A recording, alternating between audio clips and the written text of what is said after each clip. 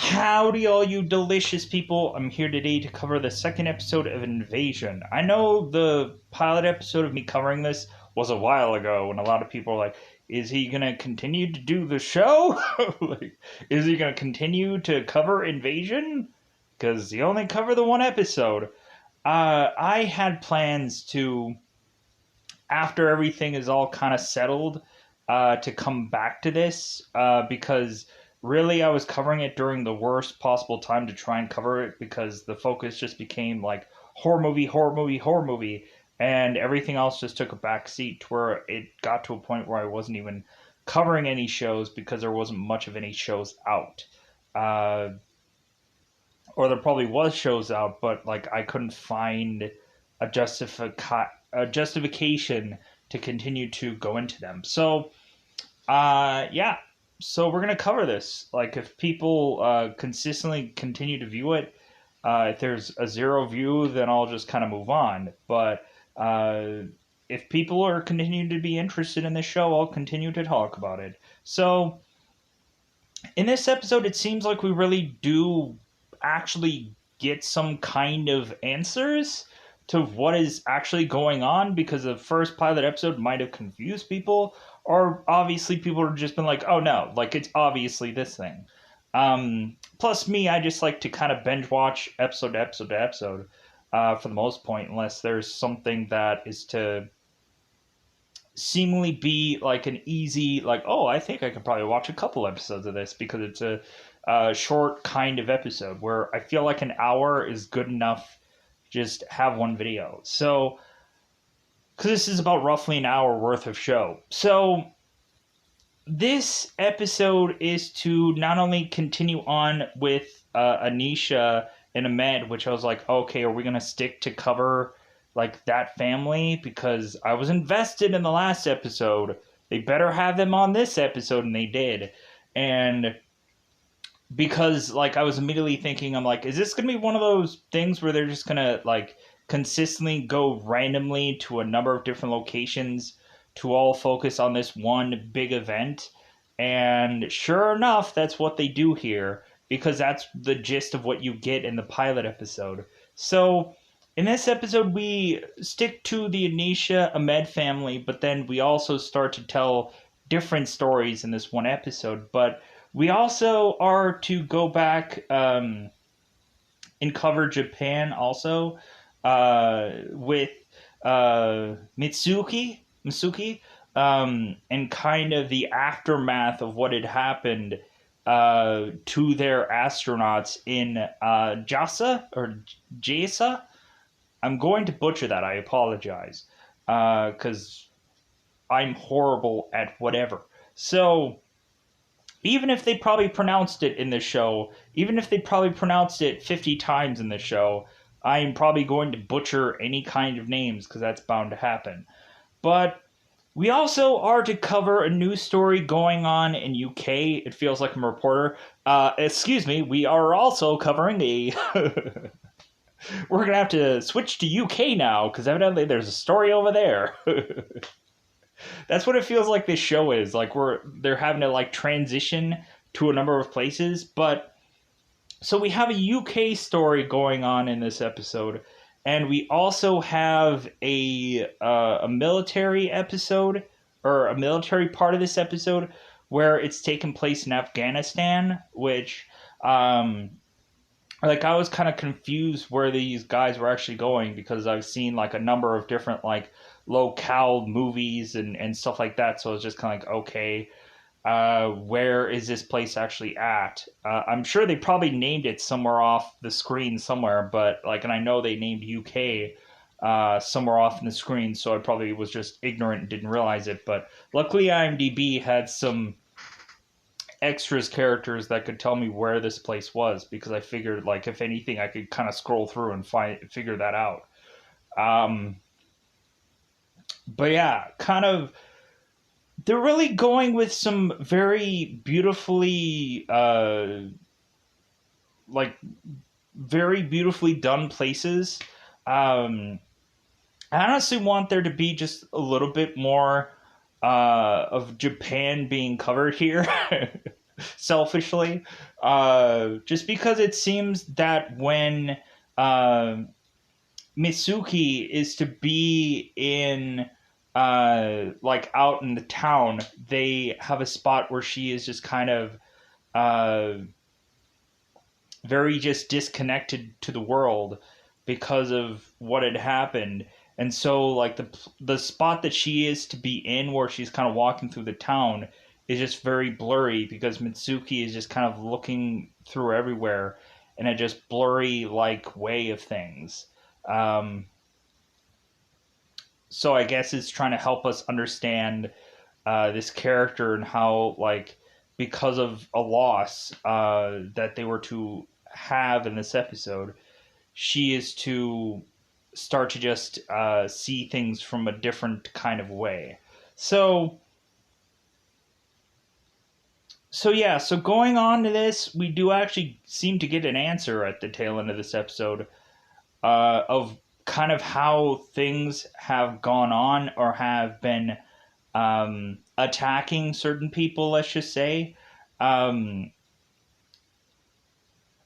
but like we don't actually have a definitive thing that says like, hey, this has come from uh, Planet Jub Jub or whatever.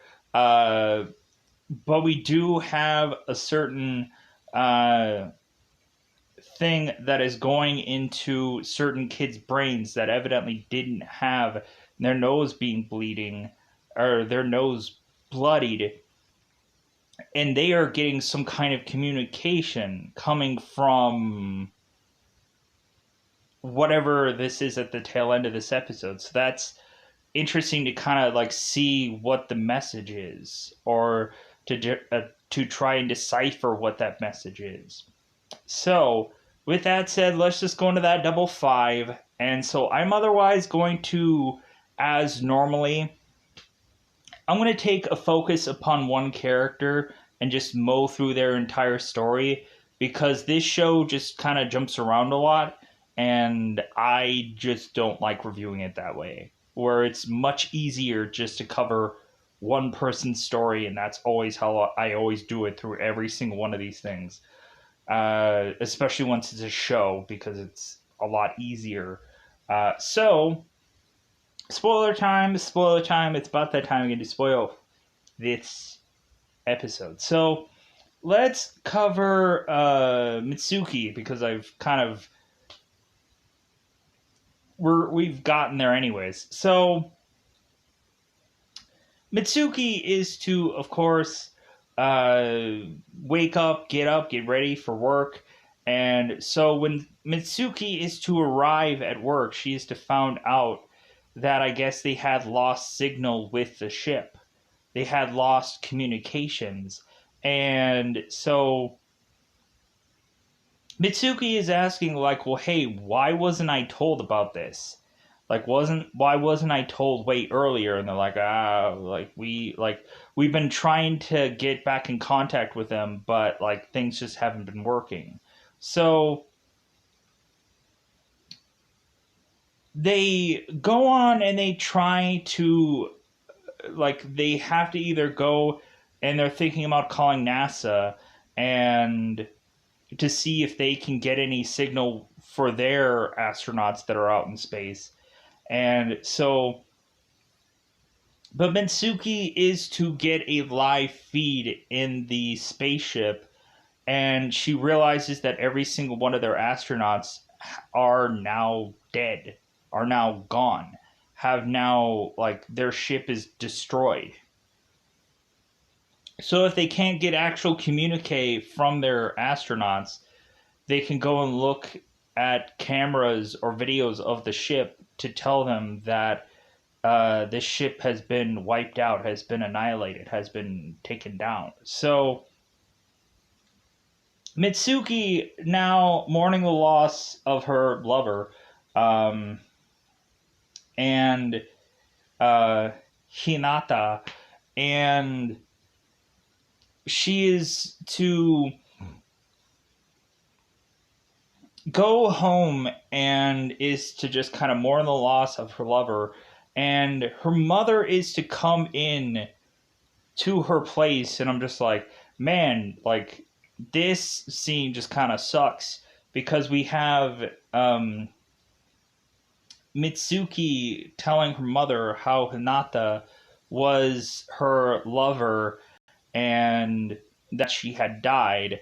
And her mother is just saying, well, like maybe this is like a blessing in disguise. Maybe this. And I'm like, what? What kind of garbage is this? We have Mitsuki's mother that's just like, well, hey, like maybe this will finally get you to realize that maybe you should go and try and find a man and get married and whatever. And Mitsuki's like, get out, like get out of my place, because evidently her mother is a very traditional woman, and which is bizarre. But like Mitsuki's mother is to just say, it's like, well, hey, like you living the lifestyle that you have is gonna wear down on your soul and all this kind of garbage. And Mitsuki is just like, get out here. Like, I'm sorry I even had you come here. Like, go away. So Mitsuki's mother is to leave, and like because the first thing that she mentions when Mitsuki's there, it's like, wow, your place is really clean. It's like, yeah, because she's probably never there. She's probably never there. So Mitsuki is to go off seemingly in a drunken haze, but possibly just a morning haze. And so like we kind of see like that she's to have this kind of blurry like vision of her world.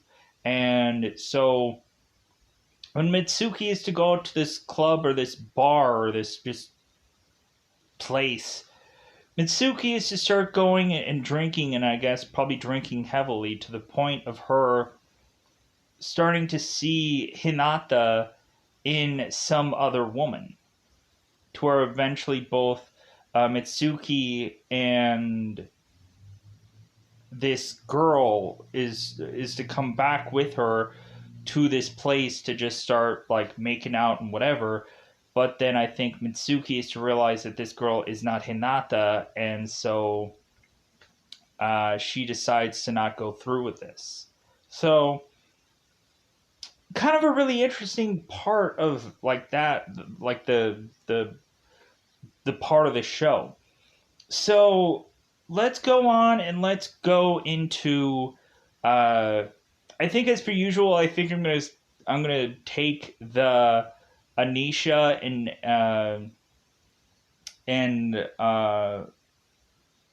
Hamid Ahmed.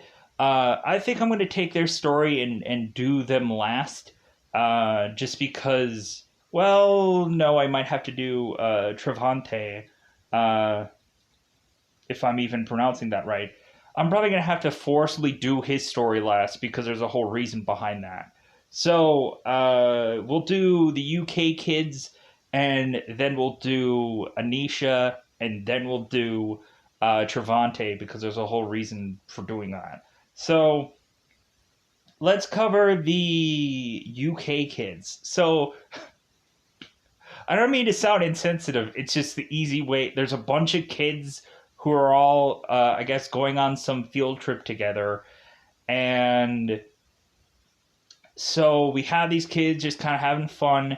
And so it seems that there's to be this one girl that sticks out because she has these yellow headphones.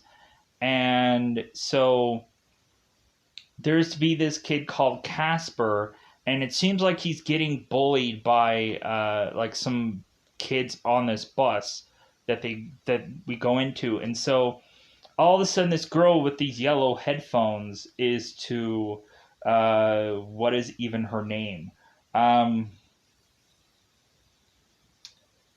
Jamila, is that correct? Hopefully that's correct. Her last name is Huston. Huston? Um, Jamelia. I'm hoping that's pronounced right. I could be completely wrong. So this girl with these yellow headphones, and not even sure if I'm ballparkingly correct about that. The girl with the yellow headphones is to get insulted by one of the other characters in this bus. And so Jamelia is to insult this guy right back, mentioning that she's going to go and punch his undescending balls back into his throat. And like they're like, oh. So Mr. Edwards ends up coming in, and he is to go on and say like, "Hey guys, like anybody have to go to the bathroom before we head out? Nobody wants an accident like we had last time. Hey, one kid in the back corner who had an accident. Let's all haze on him." So Mr. Edwards goes off and drives this bus, and so all of a sudden we have at some point that this bus just starts to kind of push stuff around. It seems like they're going through some kind of rocky roads, and not the ice cream, literally rocky roads. So Casper is to drop his notebook, and Jamelia is to pick it up, and she's to realize that Casper has been secretly drawing kind of images of her, and like she's like, "Oh, you drew this," and Casper's like, "Well, yeah, like I did," and so she's like, "Oh, well, like who's this?" Because she's like pointing at her, like a picture of her, and so Casper is to mention that she's this like uh, this like warrior queen like woman from outer space or some goofy kind of thing like that. And so then Jamelia is to point to the other kid that's kind of really small and is to be on some other planet. And so she's like, "Well, who's that?" And so Casper's like, "Oh, it's just some other like alien, and that was actually to be him." So since Jamelia and Casper are to like be people that both like to listen to music, and so Jamelia is realizing that like Casper is listening to some music.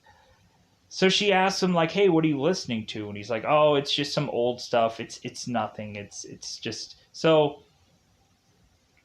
Jamelia is like, "Well, I'm going to listen to it. Let's listen to it." So conveniently, Casper is to have these headphones where both of them can actually listen to it.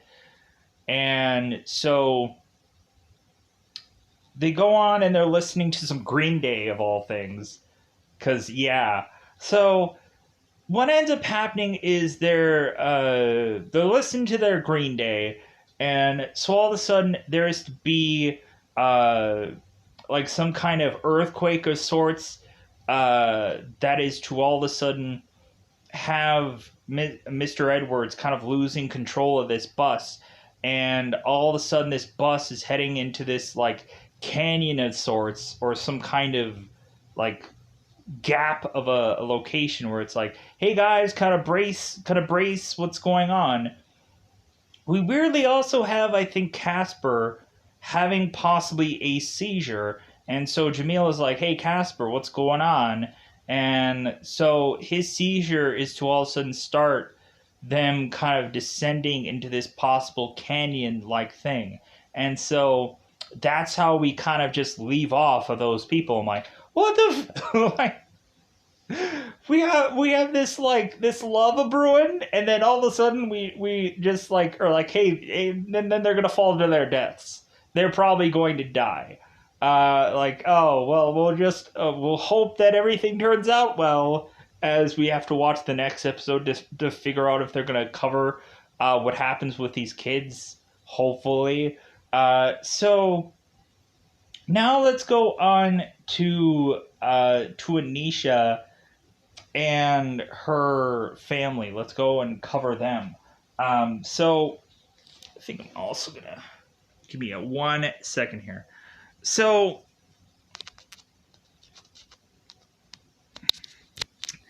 the Anisha family, or just the Malik family.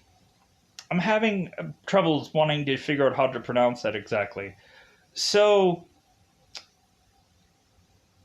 Ahmed and Nisha's family are to, of course,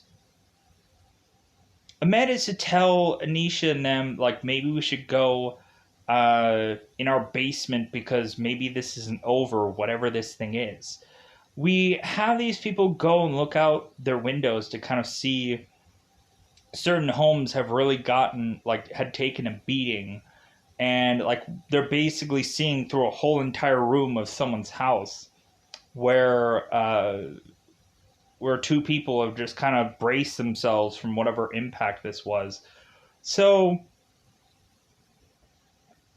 the whole family goes on into the basement, but Ahmed is to like really just tell Anisha, it's like, well, hey, like, I know that you hate me right now, but like, how about you stay down here and I'll go out and I'll check with all our neighbors and kind of see what's going on. And so, like, we'll kind of not be in the same room together. So, Ahmed goes out and is to just kind of check with all of his neighbors. And come to find out, one of his neighbors is to mention, it's like, well, hey, like, all of our houses all got demolished. Like, why didn't yours? And so Ahmed's just like, well, I guess we're just lucky. Like, I don't know. Like, and I'm just like, man, that kind of seems like some racial stereotyping. That seems horrible. Um, but then we, at some point in this movie, realize that, like, the aliens or whoever was just saving their house for last. Because Anisha is to find out that her son, Luke, is to have been hearing some messages. And so he's just kind of like, my ears, ah. And so they're trying to figure out what the heck's going on. Anisha's trying to check his ears and his eyes and whatever. And so for Luke, eventually the message stops. And so Anisha's like, well, what message was it? And so the kid continues to say that the message was Waja, Waja, Waja, Waja, whatever that means. And so I'm like, oh, so there's a reason why Luke didn't get a bloody nose. Like, there was a reason why he was possibly chosen for whatever reason. But whatever Waja means, we'll probably figure that out somewhere down the road.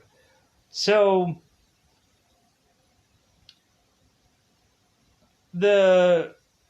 while Anisha is kind of dealing with her son, Ahmed is going off, supposedly saying that he's going to go and try to call 911 to see if they'll answer. And so while the son of a bitch, freaking Ahmed, because this guy, this character's really ticking me off. And he should, because he's good at his job. The actor that plays this is good at his job. But Ahmed is really ticking me off. But, so this guy, I guess, really wanted to pull the ripcord on something, but we'll get to that. Because, good God. So Anisha is to, of course, because I guess Ahmed used a landmine to try and call out to 911. And so Anisha is trying to see, like, if Ahmed really did call 911. So Anisha is to go and hold the phone up to her to realize that Ahmed, instead of calling 911, is calling his girlfriend instead. And I'm just like, I'm like, he lied. Like, he could have immediately called 911, not got a message, and then called his girlfriend afterwards, or he could have texted her. He could have been just like, "Hey, this sucks, sad emoji," or he could not have called her at all and just been like, "Well, I'm just gonna stay with my family because I'm not a heartless piece of that." But it gets worse. It gets worse. So we have these guys, or we have this family all decide, like, hey, you know what? Because Ahmed is to go back in the house, and he is to get, like, freaking thrusted with either window pieces or just whatever had this wall. All of a sudden, I guess this attacking like thing was to thrust through this door or through this home, and was to, I guess, be so powerful that it knocked Ahmed out. All of a sudden, Ahmed is kind of bleeding through his head at some point. We don't know how severe the injury is, but I guess since Ahmed is in such terror that he is to just kind of turn into this other kind of person because he's not really understanding what's really going on here. So Ahmed and Anisha to make this consensus that everybody needs to just go and get all their stuff together, like whatever important stuff that they can just grab and get the heck out of there. So they're going to try to get out of their car, but it seems that their car is having problems starting. And so Ahmed is to go off and just say, well, hey, let me see if I can go and talk to one of our neighbors to maybe see if we can, maybe kind of carpool or something like that. So that's immediately what Anisha is thinking Ahmed is doing. And so Ahmed is to go off to basically one of his neighbor's car and to say, like, hey, can we go with you? And this neighbor is just like, dude, I don't know if you guys can all fit. And Ahmed is just like, well, take me. I'm like just take me with you. And so the neighbor is just like, no, I'm sorry. And so he drives off. I'm like, heck yeah, neighbor. Yeah. Like, to me, like, I don't know how many, like, world ending kind of movies, zombie apocalypse or whatever kind of situations that, like, look at the Gerard Butler movie, like Greenland or whatever it was called, where there were certain people that are like, hey, take my kid with you. And, like, Gerard Butler was like, no, I'm sorry. Like, I'm sorry, I can only take the people that I can take. It's not that easy. I can't just take anybody. Like, specifically, Gerard Butler's character was to go with him and his family, and that was it. Because they were chosen. So, hence when everybody wanted to go back to their house to maybe see if they were chosen also, which they weren't. So, Anisha, now realizing how much a heartless bass fisher that Ahmad really is. I say bass fisher when I don't want to say another word. It probably rhymes with turd, but it's, anyways. So Anisha is to go and grab Ahmed and just be like, you are such a baby right now. You are such a child. Come with us. Like, we're going to try to get out of here. And so Ahmed tells Anisha, like, you know what, I was going to go and I was going to leave you. Like, I was going to go and, like, run off with this girl and I was going to leave you forever. And so Anisha is like, well, I'm sorry that you picked the wrong week to run away, to run off to your woman. I'm sorry that this is, like, not the perfect time for you to run off and run away to go on to another woman. I'm sorry. but come in my car because we're leaving. We're probably gonna go and find your girlfriend if that's desperately what you need right now. Pushing on. So, because freaking Ahmed was calling his girlfriend instead of calling 911. It's like, oh yeah, I love you too. Some of a bit. Anyways, pushing on. So that covers that story. So now let's cover the Travante story. So Travante, of course, is the military guy who was to be in Afghanistan, and so we have these guys just kind of having fun, cutting loose, because I guess they are to not have a mission right now, so they're kind of throwing the pigskin. They're having fun. They're going and calling a lot of their loved ones, and so we find out that like Travante and like his woman, like his girl, or his person that he called, like whoever that was really, because it doesn't seem like they were to be lovers because there was this kind of like disconnected. And so like eventually like Travante is just trying to figure out some way to end this conversation between her and I was like, man, this is wow, that's awkward. So like saying like, oh hey, I'm sorry, I gotta go. I've like there's a mission we gotta go to. There's some job I need to do. She's like, okay, bye. It's like, wow, all right. So but then it seems that Travante is going and talking to one of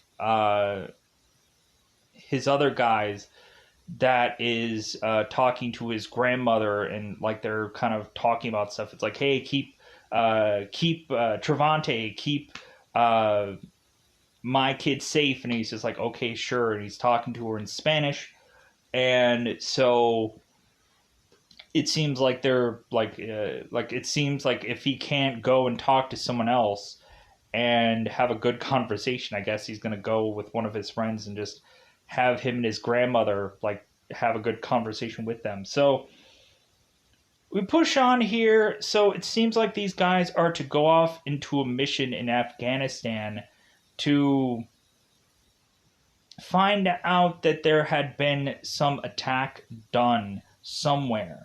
Um, People are kind of really scared in this location, and I could easily just understand why.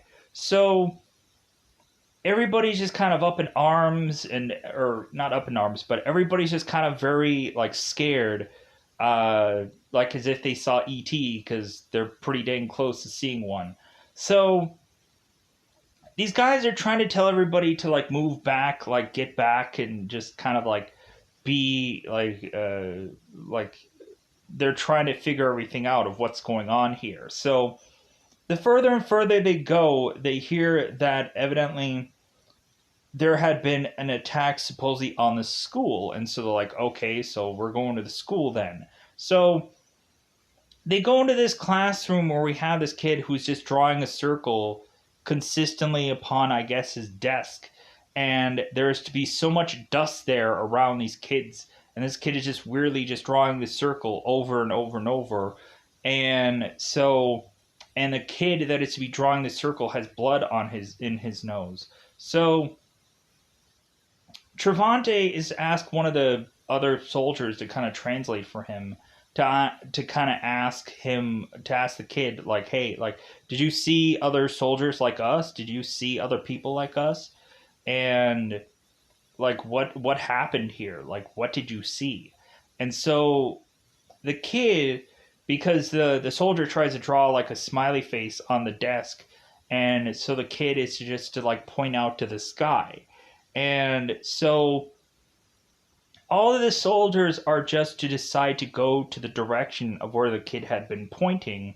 So the soldiers had all decided to just go to this one location where all of a sudden it seemed like the sand upon where they were all of a sudden just thrusting upwards, to where all of a sudden everybody was to get heavily disoriented, And so now all the soldiers are kind of like shouting at one another, like, "Hey man, where are you? Hey, where are you? I don't know, where are you?" Like, so like, "Hey man," like a lot of them are like, "Hey man, follow the sound of my voice, just kind of go in that direction because no one can really see where anybody is." So all of a sudden these soldiers start to walk further and further out of, hoping to get out of this whole like sand uprising, wherever, like, thing that's going on here.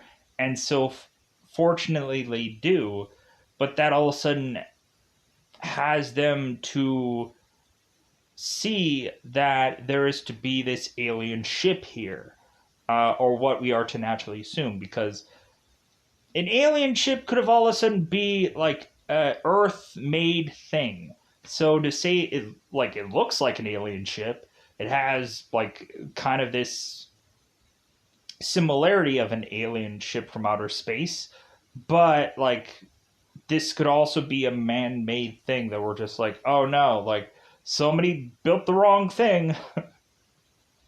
Somebody put together something. Somebody got something from another dimension or something. But I'm assuming it's some alien ship from out in some kind of weird, goofy planet somewhere. Possibly Mars. Who knows? So these guys are just blasting this ship, this alien ship, not really getting anywhere. And so they're blasting this thing, and like it's just kind of becoming a fruitless endeavor. And so like really that's where we kind of end this show off, with just basically these soldiers not really knowing what to do, because this is new territory for them. And so I'm assuming they're going to have to eventually figure out how to either take this thing down or call somebody else who can. So that's kind of where we leave this, to like realize that, oh, there's an alien spaceship here, and so it is alien, so it isn't like some weird goofy thing. Um, because you would naturally have assumed right off the bat that it was aliens, but you'd also like to think that, oh, this show's going to get really creative and it's not going to just be an alien thing, and we're going to find out that uh, some part of the planet somewhere, some people came up with this and are now going to just wipe out the planet because they're just feeling it's time or something like that. So with that said, speaking of time, I think I'm going to get out of here. So let me know, possibly in the last two episodes, what had possibly been uh, like your favorite story coming out of the show. Whether it's the Anisha Ahmed couple, whether it's the Hinata couple, or the Hinata story with um, Mitsuki, uh, or whether it's been like this new stuff that happened in this episode, or maybe the Sam Neill stuff where it was about the sheriff, and like we want to figure out what happened with those people. But yeah, so we'll see kind of how this all plays out. I'm kind of interested in seeing how this kind of breaks down the onslaught of it all and the destruction of possibly the world when it comes down to an alien invasion. Like, is this going to be like, this kind of feels like a War of the Worlds kind of scenario, where at first it like came down to like thunder and lightning or whatever. Nobody really understood what was going on, but then eventually the aliens came down and they started taking out people. And they started to grab people and like take them hostage because they just wanted to just probe them, I guess. I don't know. We'll see how this all plays out. Because I'm wondering if the kid who ends up getting the message, I wonder if he's going to be one of the chosen from these aliens, because he was the only one that didn't get a nosebleed. So we'll figure all that out. We'll see where this show heads. But with that said, I'm going to get out of here. Bye, buddy. Bye, buddy.